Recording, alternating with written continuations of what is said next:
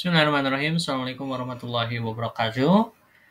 Jadi kita akan mulai membahas LKPD 2. Nah, LKPD 2 ini kita sudah mulai membahas mengenai hukum Newton 2. Di LKPD 1 kita masih membahas hukum Newton 1 yang memang relatif mudah lah ya. Nah, yang mulai complicated itu di LKPD 2, di hukum Newton 2. Sehingga mohon untuk memperdalam lagi ya, kalau misalkan masih agak bingung-bingung konsep dasarnya mengenai hukum Newton, mohon diperdalam dulu sebelum menyelam lebih jauh ke hukum Newton 2, karena kalau nggak bisa dasarnya, kedepannya juga malah susah gitu ya. Oke, sekarang kita bahas dulu soalnya. Di sini ada sebuah balok bermasa 5 kg. Mula-mula diam, berada pada bidang datar kasar dengan koefisien gesek 0,2. Berarti mu adalah 0,2. Kemudian ditarik dengan gaya datar F 20 Newton selama 2 sekon. Selama 2 detik gitu ya. Lalu dilepaskan. Nah, jika G itu adalah 10 meter per second kuadrat, jarak yang ditempuh balok sampai berhenti adalah begitu. Nah, berarti ini kita jawab ya. Kita jawab. Nah, ini baiknya kita menggambar dulu diagram gaya-gayanya. Nah, di sini objektivitasnya yang perlu kita cari yang pertama tuh apa? Karena di sini yang mau kita cari adalah jarak. Nah, kalau kita mau mencari jarak, kita harus pinjam konsep GLBB. Masih ingat kan ya? GLBB, rumus GLBB. Ada rumus GLBB seperti ini, bahwa jarak itu adalah V0 kali T ditambah, karena ini dipercepat ya, setengah AT kuadrat. Nah, ini kita nanti untuk mencari jarak yang ditempuh, kita menggunakan rumus ini. Ya, jadi masih ada keterkaitannya nih nanti dengan hukum yang di sebelum-sebelumnya, di materi-materi sebelumnya. Rumus-rumus yang sebelumnya itu masih kepake. Sehingga jangan dilupa begitu, karena nanti akan kepake. Ini buktinya kita akan memakai lagi nih GLBB gitu ya. Salah satu rumus di GLBB. Nah, di sini kan yang mau kita cari adalah jarak yang ditempuh. Nah, kita lihat dari rumus ini mana nih yang kita sudah punya. V0 kita sudah punya. Dari mana? Di sini. Mula-mula diam, berarti V0-nya 0. T-nya 2 sekon. Ya, kenapa dibilang 2 sekon? Karena di sini ada keterangan bahwa benda itu diberi gaya 20 Newton selama 2 sekon, lalu dilepaskan. Berarti ini ada asumsi seperti ini. Kalau kayak gitu tuh, ada asumsi bahwa setelah 2 sekon itu, benda tidak diberikan lagi gaya. Sehingga benda jadi tidak bergerak. Jadi benda kembali diam. Jadi benda hanya bergerak pada saat diberikan gaya saja. Yaitu selama 2 sekon itu. Sehingga pada saat setelahnya, setelah 2 sekon itu tidak ada lagi jarak yang ditempuh.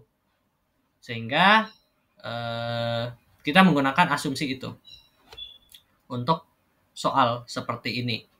Dan memang umumnya seperti itu sih. Ya, jadi yang cuma dicari adalah hanya pada saat diberikan gaya saja. Berapa jarak yang ditempuh pada saat diberikan gaya saja begitu. Jadi kalau misalkan nemu lagi nih soal kayak gini nih, kalau misalkan ada waktu selama 2 sekon, benda diberi gaya 20 Newton selama 2 sekon. Nah, itu berarti kalau dalam rumus ini nih, untuk mencari jarak, kan kita akan menggunakan rumus ini. Nah, berarti keterangan selama 2 sekon itu adalah T-nya. Berarti T-nya adalah 2 sekon. Ditambah setengah A. A-nya sudah kita ketahui belum? Belum. T-nya tadi udah 2. Nah, yang belum kita cari, yang belum kita ketahui adalah si A-nya. Nah, berarti objektivitas kita sekarang adalah untuk mencari si A. Oke ya. Nah, sebelumnya kita gambar dulu seperti biasa diagram gaya-gaya yang bekerja pada benda. Di sini ada benda, tentu pasti ada gaya berat dan ada gaya normal karena dia bersentuhan dengan permukaan. Dan karena di sini ada keterangan bahwa dia berada pada bidang kasar, berarti ada F gesek dengan koefisien gesek 0,2 gitu. Nah, ini dia diberi gaya 20 Newton. Karena gaya gesek di sini berarti gaya gaya F-nya itu ke kanan.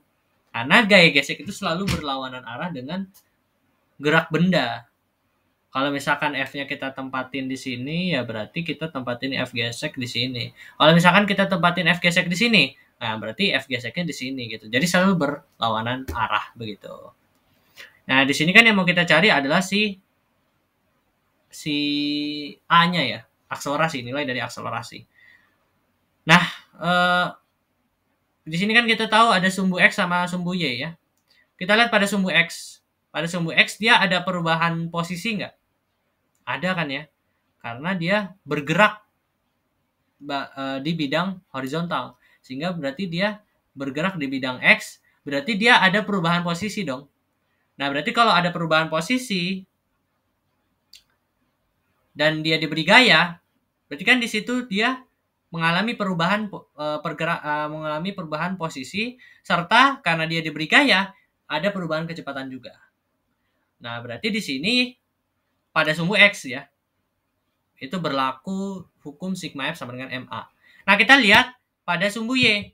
Pada sumbu Y itu N ada gaya N sama W. Nah, kita lihat N sama W ya. Kita lihat sumbu Y sekarang. Sumbu Y dia ada perubahan nggak dalam posisinya? Maksudnya kalau sumbu Y kan itu berhubungan dengan ketinggiannya. Apakah ada perubahan ketinggian pada benda ini? Nggak ada kan? Nah, berarti hukum yang berlaku adalah sigma F sama dengan 0. Nah, yang mau kita cari adalah akselerasi. Nah, akselerasi itu ada pada tadi sumbu X ya. Karena kan hukum yang berlaku itu sigma F sama dengan MA. A. Nah, maka A itu berada di sumbu X. Nah, berarti yang kita tinjau adalah sumbu X gitu. Yang kita tinjau adalah sumbu X. Berarti sigma Fx itu sama dengan MA. Nah, kita lihat sigma Fx ya. Kita sekarang uraikan sigma Fx.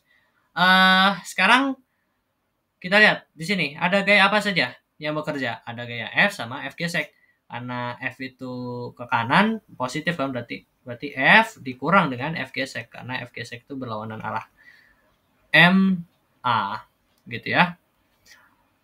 Sekarang F-nya kan kita tadi ketahui 20 Newton. F gesek itu bisa kita uraikan menjadi mu kali N.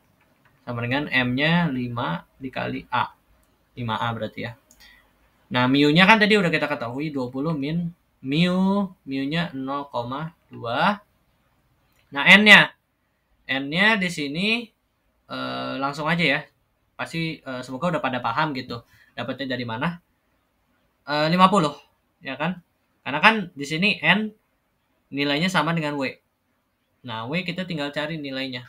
W itu kan M kali G. Sini M-nya 5, G-nya 10, jadi 50. Nah, nilai W kan berarti 50. Nah, karena nilai W itu sama dengan N, berarti nilainya N itu 50 juga, berarti dikali 50. Ini 5A, 20 dikali 0,2 kali 50. 10 ya. 10. Jadi, sama dengan 5A. Nah, di sini berarti 10 sama dengan 5A. Berarti A itu nilainya 2 meter per second kuadrat gitu. Nah, karena kita sudah punya nilai A-nya, kita masukin ke dalam sini. S sama dengan V0 kali T ditambah setengah AT kuadrat. S-nya biarkan, itu yang mau kita cari. V0 itu tadi kita ketahui 0, karena mula-mula diam gitu ya, berarti kecepatan awalnya 0.